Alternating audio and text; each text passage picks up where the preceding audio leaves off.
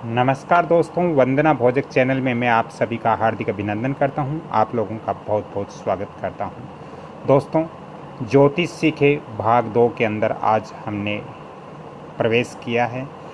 कल मैंने बताया था कि कुंडली किसको कहते हैं और इसके अलावा मैंने बताया थी कि कुंडली में कौन कौन से भाव होते हैं, कौन कौन से उनके कारक होते हैं और कौन सा भाव क्या होता है, कौन सा भाव त्रिकोण होता है, कौन सा भाव केंद्र होता है।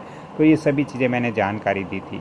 जैसे मैंने कल बताया था, ये हमारा प्रथम भाव, ये द्वितीय भाव, ये तीसरा, ये चौथा भाव, ये पांचवा भाव, ये छठा भाव, ये सातवां भाव, ये आठवां भाव, नौवां भाव, 10वां भाव, 11वां भाव, 12वां भाव।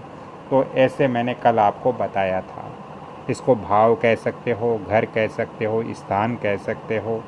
तो ये भाव के बारे में मैंने कल बताया था, लेकिन आज का वीडियो के अंदर मैं आपको बताऊंगा कि कौन से भाव से क्या हम देख सकते हैं, किस भाव से क्या देखा जाता है। दोस्तों, जो ज्योतिष के जानकार हैं उनको तो मालूम है, लेकिन जो नए विद्यार्थी सीखने वाले हैं, जो ज्योतिष को नए तरीके से जो सीखना चाहते हैं, वो इन छोटी छोटी चीज़ों को समझना बहुत ज़रूरी होता है। दोस्तों, प्रथम भाव हमारा ये होता है। तो प्रथम भाव से हम क्या क्या देख सकते हैं? प्रथम भाव से हम क्या क्या देख सकते हैं? प्रथम भाव से हम पहले शरीर के बारे में जान सकते हैं। प्रथम भाव से शरीर के बारे में हम जान सकते हैं कि व्यक्ति का शरीर कैसा है, व्यक्ति का हष्ट-पुष्ट है या नहीं, व्यक्ति का बॉडी कैसी है। तो ये प्रथम भाव से ही हम देखते हैं कि पहले भाव में कौन सा ग्रह बैठा है, कैसी स्थिति में है, अच्छा है या बुरा है। तो पहले भाव से हम शरीर के बारे में जान सकते हैं। पहले भाव से हम रूप के बारे में जान सकते हैं कि व्यक्ति का रूप कैसा है। पहले भाव से शरीर के रंग के बारे में जान सकते हैं। शरीर के रंग के बारे में जान सकते हैं कि व्यक्ति को देखने की ज़रूरत नहीं है, व्यक्ति की कुंडली आ जाती है। यदि कुंडली हम देखना जान गए तो हम पहले भाव से देखते हैं कि व्यक्ति के शरीर का रंग कैसा है। दूसरा, ज्ञान के बारे में इसी भाव से ही हम जानकारी प्राप्त करते हैं कि जो व्यक्ति है उसके अंदर ज्ञान कितना है। दोस्तों, इससे स्वास्थ्य संबंधित जानकारी भी इसी भाव से हमें प्राप्त होती है। स्वास्थ्य संबंधित जानकारी भी इसी भाव से ही हम ले सकते हैं। और प्रथम भाव से हम दादा नाना का विचार कर सकते हैं। प्रथम भाव देख करके हम पता कर सकते हैं कि हमारे जो दादा है उनकी क्या स्थिति है, कैसे हैं। नाना के बारे में हम जान सकते हैं। तो ये सभी चीज़ें हम अपनी कुंडली के प्रथम भाव से हम देख सकते हैं। जैसे जैसे आप आगे बढ़ोगे वीडियो इंटरेस्टिंग होगा, और जितने वीडियो आगे बढ़ोगे उतना ही इंटरेस्टिंग होगा, आपको समझने में आसानी होगी और आप पूरी कुंडली देखना सीख जाओगे, आप पूरी कुंडली का विश्लेषण कर पाओगे। अब बात करते हैं दूसरे भाग की। दूसरा भाव है, तो दूसरे भाव से हम क्या क्या देख सकते हैं? दूसरे भाव से दोस्तों धन के बारे में हम जान सकते हैं। दूसरे भाव से धन के बारे में जान सकते हैं। सोना चांदी आदि के बारे में हम जान सकते हैं कि दूसरे भाव में व्यक्ति की क्या स्थिति है, ग्रह कौन सा है, नीच का है या उच्च का है। उच्च का है तो धन की प्राप्ति होगी, नीच का है तो धन की प्राप्ति नहीं होगी, सोना चांदी पास में नहीं होगा। यदि दूसरे भाव में जो ग्रह बैठा है वो शत्रु राशि के अंदर बैठा है तो धन प्राप्त नहीं होगा, सोना चांदी प्राप्त नहीं होगा। तो दूसरे भाव से हम धन, सोना और कुटुंब यानी परिवार की भी जानकारी दूसरे भाव से हम कर सकते हैं। इसके अलावा वाणी यानी बोली की भी जानकारी हम दूसरे भाव से ही हम देख सकते हैं। इसके अलावा चेहरा, व्यक्ति का चेहरा कैसा होगा, ये भी हम दूसरे भाव से ही जान सकते हैं। इसके अलावा खान पान या भोजन और नेत्र, इन सब की जानकारी हमें दूसरे भाव से ही प्राप्त होती हैं। दोस्तों, तीसरे भाव के अंदर चलते हैं तो तीसरे भाव से हम भाई बहन का विचार करते हैं, भाई बहन का विचार करते हैं। इसके अलावा पराक्रम का विचार करते हैं,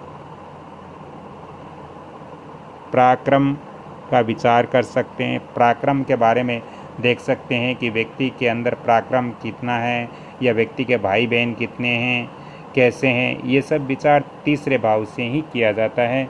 इसके अलावा छोटे भाई का भी विचार तीसरे भाव से ही देखा जाता है। दोस्तों, इससे कान का विचार करते हैं, हमारे शरीर के अंदर जो कान होता है, कान का विचार करते हैं तो हमें तीसरा भाव ही देखना चाहिए कि तीसरे भाव की क्या स्थिति है, कौन सा ग्रह बैठा है। तो ये तीसरे भाव से हम कान के बारे में भी जानकारी प्राप्त कर सकते हैं। व्यक्ति के शक्ति और हिम्मत के बारे में तीसरे भाव से ही हम विचार कर सकते हैं। व्यक्ति के शक्ति और हिम्मत, बल के बारे में हम तीसरे भाव से ही विचार कर सकते हैं। इसके अलावा चौथे भाव से हम सुख का विचार करते हैं। चौथे भाव से सुख का विचार करते हैं कि व्यक्ति को सुख मिलेगा या नहीं मिलेगा। इससे माता का भी विचार इसी भाव से किया जाता है। चौथे भाव से माता का भी विचार किया जाता है। चौथे भाव से मकान, घर आदि का भी विचार चौथे भाव से किया जाता है। ज़मीन का भी विचार चौथे भाव से ही करना चाहिए। चौथे भाव में यदि शुभ ग्रह हैं, ग्रह अच्छी स्थिति में हैं, मित्र राशि में बैठे हैं तो ज़मीन ज़रूर होगी, मकान ज़रूर बनेंगे, माता का सहयोग ज़रूर रहेगा, व्यक्ति को सुख ज़रूर मिलेगा। तो ऐसी स्थितियाँ चौथे भाव से हम देख सकते हैं। इसके अलावा खेती बाड़ी, कार, मोटर, आभूषण, ये सब चीज़ें हम चौथे भाव से ही देख सकते हैं। चौथे भाव की स्थिति देखकर हम ये चीज़ जान सकते हैं। इसके अलावा दोस्तों, पाँचवें भाव की हम बात करें तो पाँचवें भाव में विद्या के बारे में जान सकते हैं कि व्यक्ति कितनी पढ़ाई लिखाई करेगा। बुद्धि के बारे में जान सकते हैं कि व्यक्ति के अंदर बुद्धि कितनी होगी, बुद्धिमान होगा या नहीं होगा। क्योंकि ये तभी जानेंगे जब हम ग्रहों के बारे में जानेंगे। लेकिन आज मैं मुख्यतः बताता हूँ कि आपको ग्रहों की जानकारी हो गई, लेकिन आपको राशियों की जानकारी हो गई, आपको नक्षत्रों की जानकारी होगी, लेकिन आपको ये पता नहीं होगा कि हम क्या चीज़ अभी देख रहे हैं और वो किस भाव से देखना चाहिए। तब तक आप कुंडली का विश्लेषण नहीं कर सकते। तो पांचवें भाव से विद्या, बुद्धि और इससे बेटा बेटी का भी विचार किया जाता है, संतान का भी विचार किया जाता है, बेटा बेटी का विचार किया जाता है, संतान संबंधित विचार भी किया जाता है। दोस्तों, इससे मंत्री आदि का भी विचार किया जाता है। यदि हम किसी लॉटरी के बारे में हमें जानना है तो फिर हमें पांचवा भाव ही देखना चाहिए। लॉटरी के लिए भी पांचवा भाव ही हमें देखना चाहिए। दोस्तों, पांचवा भाव पेट, गर्भ आदि के लिए भी पांचवा भाव देखना चाहिए। गर्भ के लिए पांचवा भाव देखना चाहिए। संतान के लिए पांचवा भाव हमें देखना चाहिए। दोस्तों, छठे भाव के अंदर हम किस किस चीज़ का विचार कर सकते हैं? छठे भाव से हम दोस्तों रोग के बारे में विचार कर सकते हैं कि व्यक्ति रोगी होगा या नहीं होगा, व्यक्ति को कैसा रोग लगेगा। और छठे भाव से हम शत्रु का भी विचार करते हैं, अपने दुश्मन का भी विचार करते हैं। तो हमें छठा भाव ही देखना पड़ता है, छठे भाव की स्थिति हमें देखनी पड़ती है। सौतेली माँ का यदि विचार करते हैं तो छठे भाव से ही हमें करना चाहिए। मुकदमे का विचार करते हैं, कोर्ट कचहरी का विचार करते हैं तो छठे भाव से ही हमें करना चाहिए। छठे भाव के अंदर स्थिति अच्छी है, अच्छे ग्रह हैं, मित्र राशि में हैं तो मुकदमों में जीत ज़रूर होती है। दोस्तों, इसके अलावा कर्ज की भी जानकारी हम यदि करना चाहे तो हम छठे भाव की स्थिति देखकर कर्ज की भी जानकारी कर सकते हैं। कर्ज के बारे में भी हमें छठा भाव ही देखना चाहिए।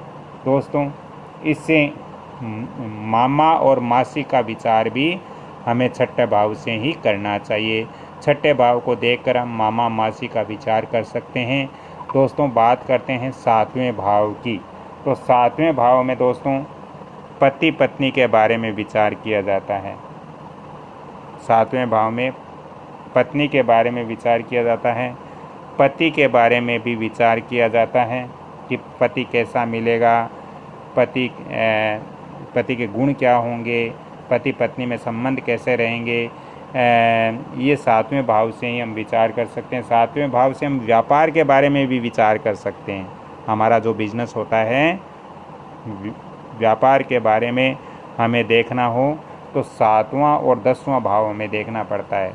यदि सातवें भाव के अंदर अच्छे ग्रह बैठे हुए हैं, मित्र राशि के ग्रह बैठे हुए हैं या ऊंच के ग्रह बैठे हुए हैं तो व्यापार अच्छा चलेगा, जीवन भर व्यापार अच्छा चलेगा। यदि शुभ स्थिति में ग्रह नहीं होंगे तो व्यापार कभी अच्छा नहीं चलेगा। तो सातवें भाव से हम व्यापार संबंधित जानकारियां भी प्राप्त कर सकते हैं।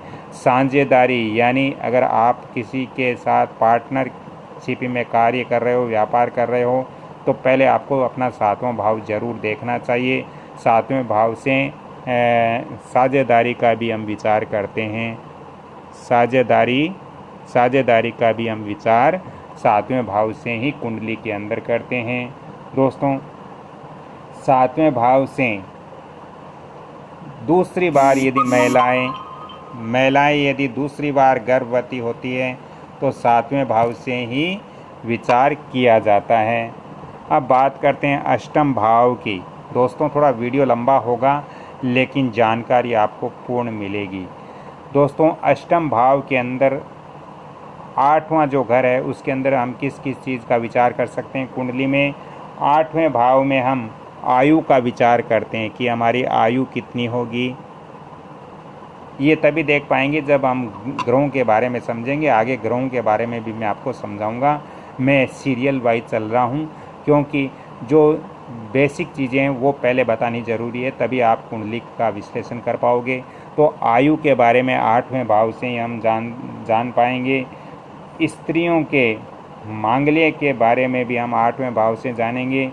सौभाग्य के बारे में भी हम 8वें भाव से ही जानेंगे। सौभाग्य के बारे में 8वें भाव हमें देखना पड़ेगा।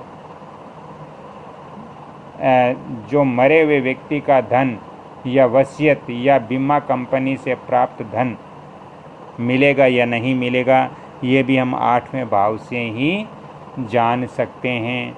दोस्तों, 8वें भाव की यदि स्थिति अच्छी नहीं है, यहाँ पर पाप ग्रह बैठे हुए हैं या शत्रु राशि के अंदर ग्रह बैठा हुआ है या यहाँ पर जो ग्रह बैठा है उसकी दृष्टि अच्छे ग्रहों से नहीं मिल रही है, तो दोस्तों ऐसे व्यक्ति जहर आदि से भी मृत्यु होती है, कैद भी हो सकती हैं, ऊंचाई से गिरकर भी मृत्यु का जब विचार करते हैं तो ये सभी चीज़ें हमें अष्टम भाव से यानी 8वें भाव से ही कुंडली के अंदर हमें देखना चाहिए। दोस्तों, बात करते हैं 9वें भाव की। तो 9वें भाव के अंदर हम भाग्य का विचार करते हैं। 9वें भाव से हम भाग्य का विचार करते हैं, धर्म का विचार करते हैं कि व्यक्ति धार्मिक है या नहीं है, ये देखना है तो 9वां भाव हमें देखना पड़ता है। 9वें भाव में कौन सा ग्रह बैठा है, नीच का बैठा है या ऊंच का बैठा है, किस राशि में बैठा है, मित्र राशि में है या शत्रु राशि में, ये सभी चीज़ें 9वें भाव में हमें देखनी पड़ेगी। तभी पता चलेगा कि व्यक्ति का भाग्य कैसा है, कब इसका भाग्य उदय होगा, व्यक्ति धार्मिक है या नहीं है। दोस्तों, इसके साथ ही लंबी यात्रा के लिए भी हमें 9वां घर हमें देखना चाहिए। गुरु, आचार्य, साला साली, तीर्थ यात्रा, भाई की स्त्री, जीजा,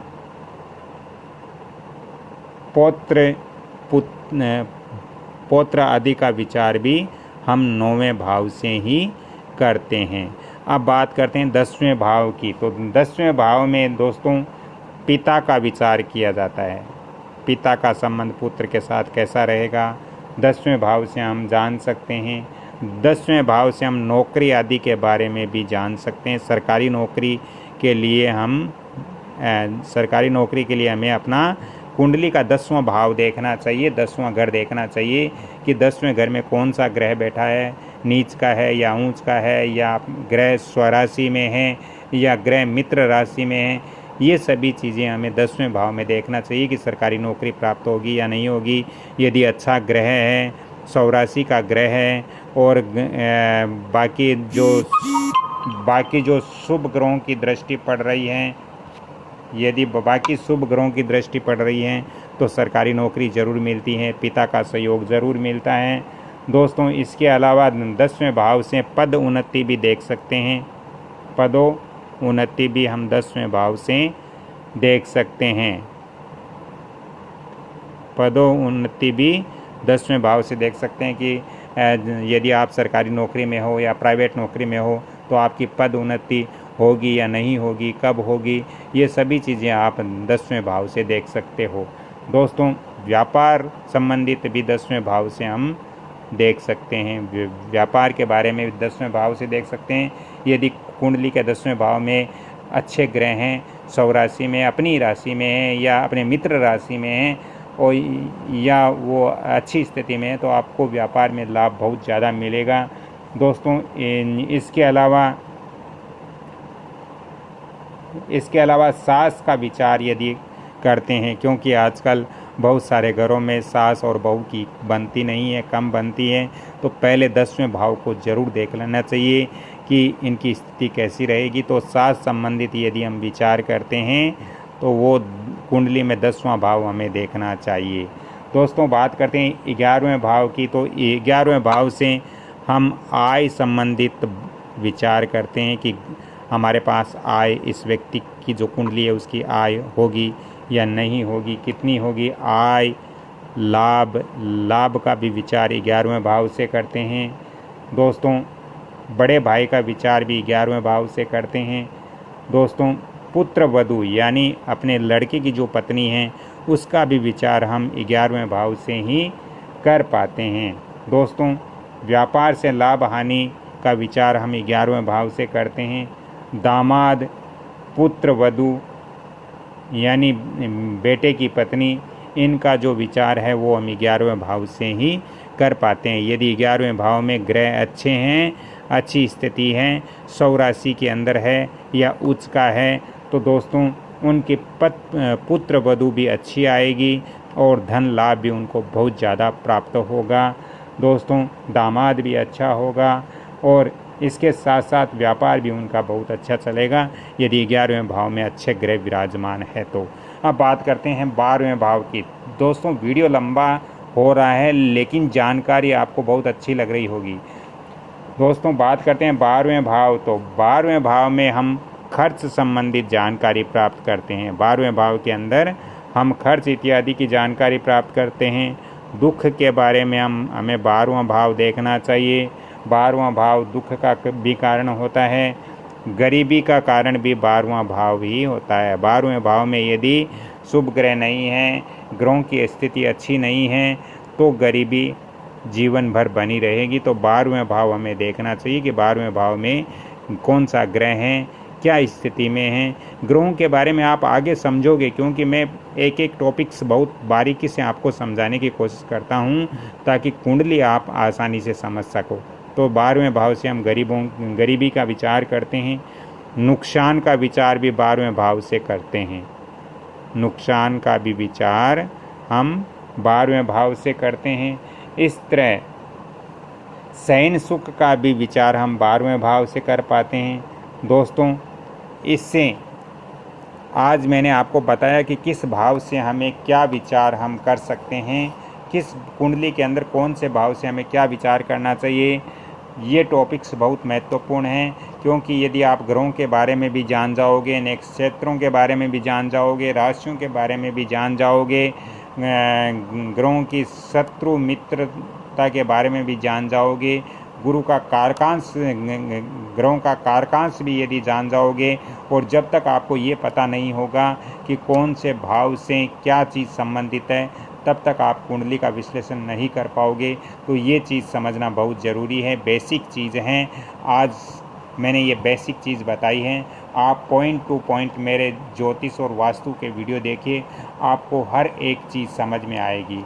यदि आपको भी अपनी कुंडली का विश्लेषण करवाना हो या अपने मकान, दुकान, फैक्ट्री इत्यादि का विश्लेषण करवाना हो, तो आपको अलग से चार्ज पे करना पड़ेगा। मैं आपको यहाँ फ़ोन नंबर दे रहा हूँ, आप पहले अपॉइंटमेंट लीजिए, उसके पश्चात मैं आगे का विवरण आपको बताऊँगा। Phone number 7901718402। तो दोस्तों, राधे राधे, जय श्री कृष्णा। आप सभी से मैं निवेदन करता हूँ कि आप इस वीडियो को जितना ज़्यादा हो सके लाइक, शेयर, सब्सक्राइब ज़रूर कीजिए। बेल आइकन घंटी के निशान पर भी क्लिक कीजिए। अगली कड़ी में मैं आपको वास्तु के इससे आगे जो भाग 3 है उसके बारे में भी आपको बताऊंगा कि कौन सा ग्रह आदमी को कब तरक्की दिलाता है और कौन सा ग्रह किस का कारक होता है। ये सब चीज़ें जानकारी मैं आगे बढ़ता रहूँगा, वैसे वैसे आपको ज्योतिष के बारे में जानकारियाँ प्राप्त होती रहेगी। तो दोस्तों